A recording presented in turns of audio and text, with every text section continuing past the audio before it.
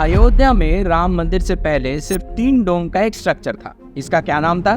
कुछ भी नहीं, कम से कम यही मानना है एनसीईआरटी का। Babri Masjid is not mentioned by name in this textbook. Instead, it is labeled as a 3-domed structure. और बाबरी मस्जिद के ढांचे को 3 गुंबद वाला ढांचा कहा गया है। इसे 3 गुंबद वाली संरचना लिखा गया है। It is labeled as a 3-domed structure. अपने एक और कंट्रोवर्शियल मूव में एनसीईआरटी ने बता दिया कि वो कंटेम्पररी नैरेटिव को भी कंट्रोल करना चाहते हैं। और ये कैसे करेंगे? बहुत ही आसान है, फैक्ट्स को सीधा डिलीट मार दो। आज के इस वीडियो में दोस्तों हम देखेंगे कि एनसीईआरटी पाठ्य पुस्तकों में किस तरह का बदलाव ला रही है, कैसे वो इसका डेटाई से समर्थन कर रहे हैं और कैसे ये हमारे समाज के लिए डेंजरस है। आइए करते हैं कुछ ढंग की बात।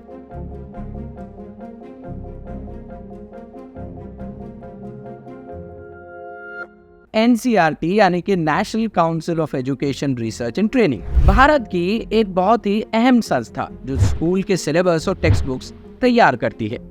देश में लगभग 24,000 सीबीएसई स्कूल्स हैं। अब आप कहेंगे कि इसमें कौन सी बड़ी बात है, तो सुनिए। न सिर्फ ये बल्कि लगभग 200 से ज्यादा यूनिवर्सिटीज के एंट्रेंस एग्जाम इन्हीं के सिलेबस पर आधारित होते हैं। स्टूडेंट्स और टीचर्स इन्हीं टेक्स्ट बुक्स को प्रेफर करते हैं, इन्हीं को स्टैंडर्ड माना जाता है और इसीलिए हर कुछ सालों के बाद इन टेक्स्ट बुक्स को रिवाइज करना भी बहुत ही इम्पोर्टेंट होता है। इसके लिए एक पैनल गठन किया जाता है। एनसीईआरटी इस पैनल के जरिए इन चेंजेस को लाती है। इस साल खासकर क्लास 11 की पॉलिटिकल साइंस की टेक्स्ट बुक को बहुत ही कंट्रोवर्शियल कहा गया है। फैक्ट्स को पेश करने के बजाय उनको इरेज किया जा रहा है। हिस्ट्री को शायद वो रीराइट करना चाहते हैं। पॉलिटिकल साइंस की टेक्स्ट बुक में जो भी लिखा है दोस्तों, इसकी माने तो अयोध्या में कोई मस्जिद थी ही नहीं, बस एक 3 डोम का स्ट्रक्चर था। बाबरी मस्जिद के डिमोलिशन के चैप्टर को पूरी तरह से निकाल दिया गया है। दोस्तों, पुरानी टेक्स्ट बुक को देखो और आज की टेक्स्ट बुक को देखें तो फर्क आपको साफ नजर आएगा।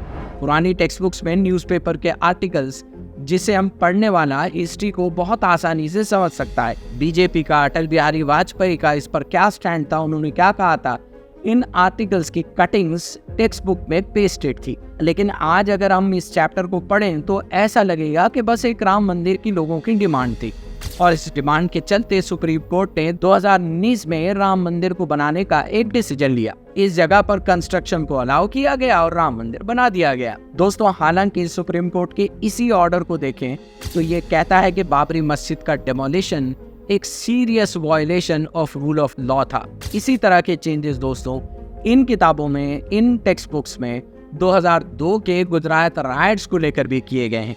बीजेपी का ये सैफनाइजेशन ऑफ एजुकेशन का बहुत ही पुराना एजेंडा है। पिछले 10 सालों में बहुत सीरियस चेंजेस और structural changes in text books के जरिए किए गए हैं। और जब एनसीईआरटी से पूछा जाता है तो वो कहते हैं कि ये सब बच्चों का वर्कलोड रिड्यूस करने के लिए किया जा रहा है। कोविड-19 की वजह से सब जगह बच्चों के ऊपर प्रेशर था कि कैसे वो अपने इतने कम समय में पढ़ाई करेंगे। इसके लिए पूरे देश और समाज से ये महसूस किया गया कि बच्चों का वर्क कंटेंट लोड कुछ टेक्स्ट बुक का कम करना चाहिए।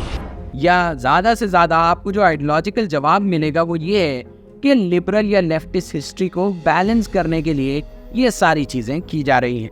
मानो हिस्ट्री अब लेफ्ट से राइट की तरफ मूव कर रही है बजाय के सेंटर पर रहने के। एक हेल्दी समाज के लिए एक वेल इन्फॉर्म्ड सिटीजन्स बहुत ही जरूरी होता है, ना कि ब्रेन वॉश्ड इंडिविजुअल्स। एनसीईआरटी जो करना चाहती है वो बहुत ही डेंजरस है।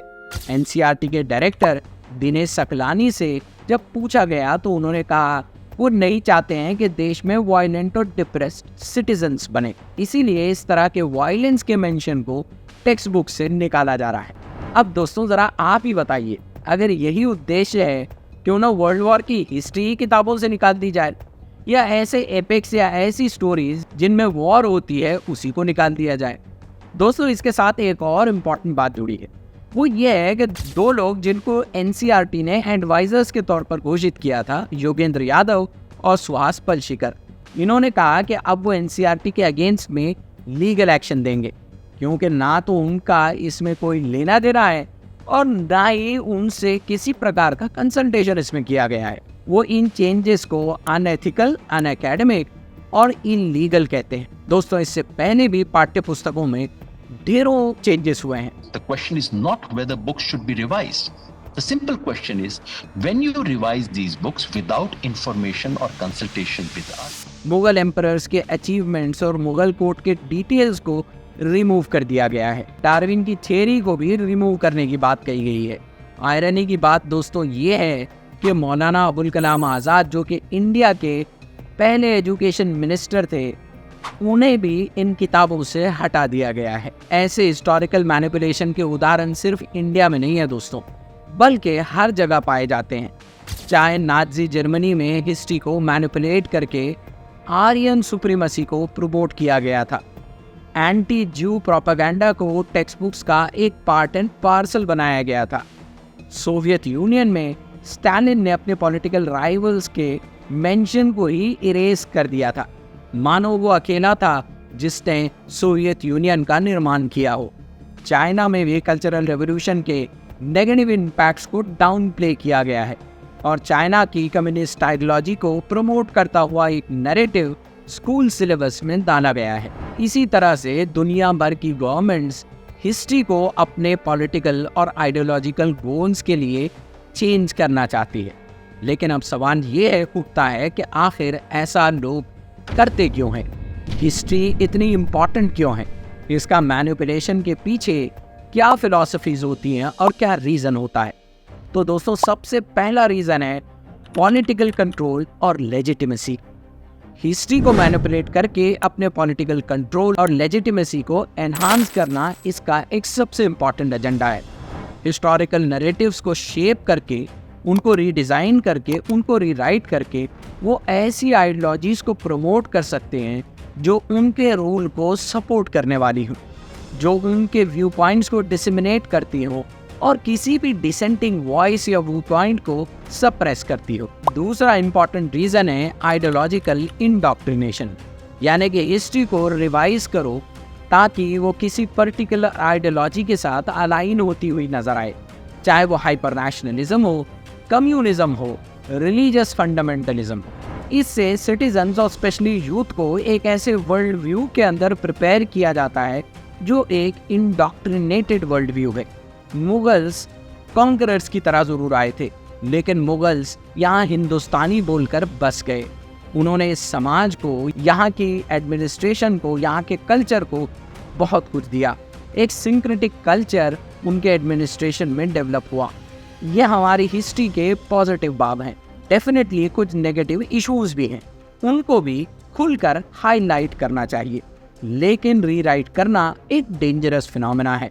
एजुकेशन में कुछ वैल्यूज़ और बिलीफ को एम्बेड करके और अपनी आइडियोलॉजी के साथ एक डेंजरस फिनोमेना है। तीसरा इंपॉर्टेंट इशू होता है सप्रेसिंग कंट्रोवर्शियल या इनकन्वीनियंट फैक्ट। अक्सर हिस्ट्री में उन पार्ट्स को रिमूव या अल्टर किया जाता है दोस्तों जो रूलिंग एलीट और उसके लीडर्स को पुअरली डिफ्रेक्ट करते हैं।